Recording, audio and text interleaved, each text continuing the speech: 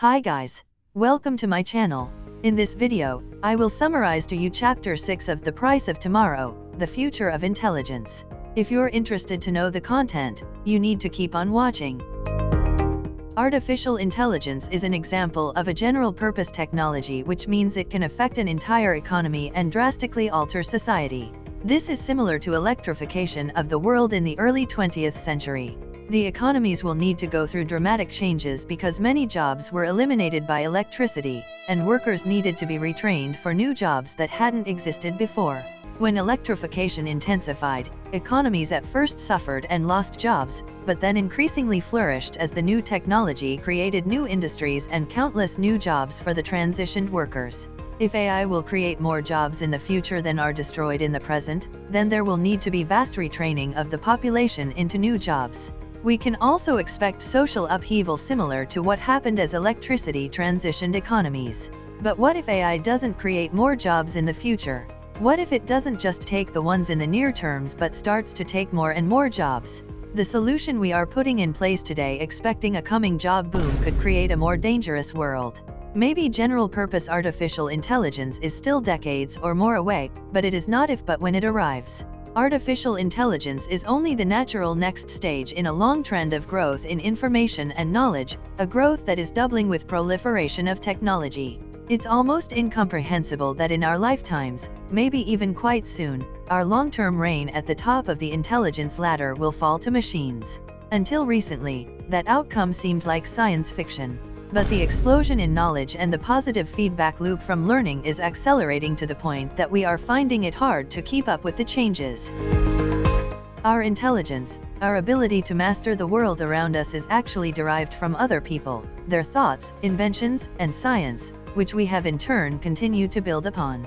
Without that information and knowledge, most of our limited time would go into providing basic human needs.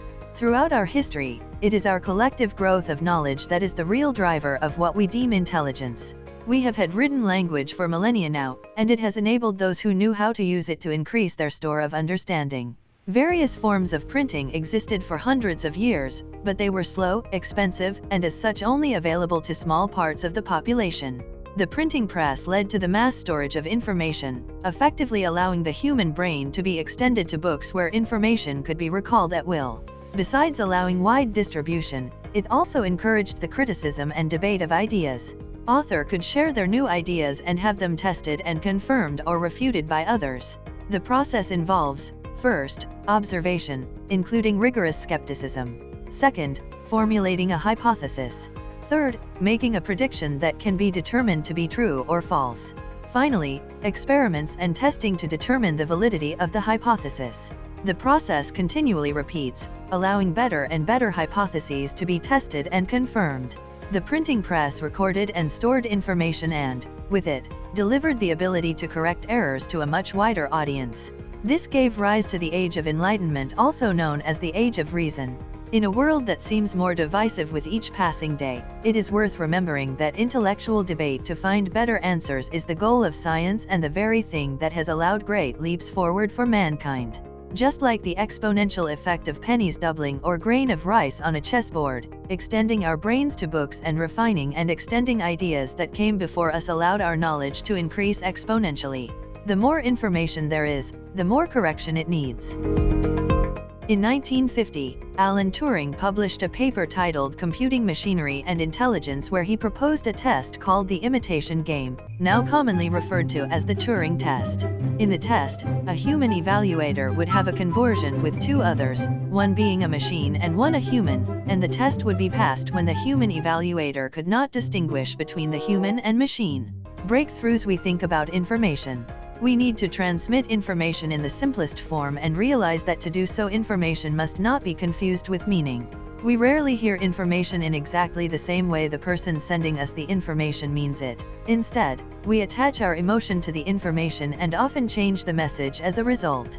As computer and storage of information made it possible to analyze more information, artificial intelligence research was born at a workshop at Dartmouth College in 1956. An attempt will be made to find how to make machines use language, form abstraction, and concepts, solve kinds of problems now reserved for humans, and improve themselves.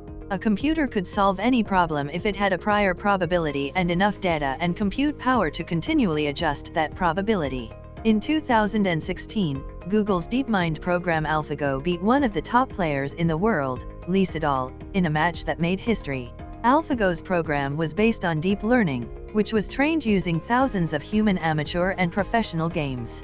In 2017, Google launched a newer version called AlphaGo Zero that beat AlphaGo 100 games to 0.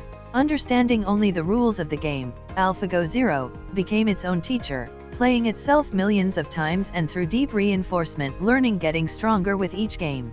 Information and knowledge have been expanding exponentially as we build on past learnings and as we improve our technology. Soon the rate of growth will be too fast for our own minds to keep pace. We will be chasing ever further behind our machines. Then who will be the master? Chapter 7 will be summarized in the next video. If you like to get a copy of this book, click on the link in the description below.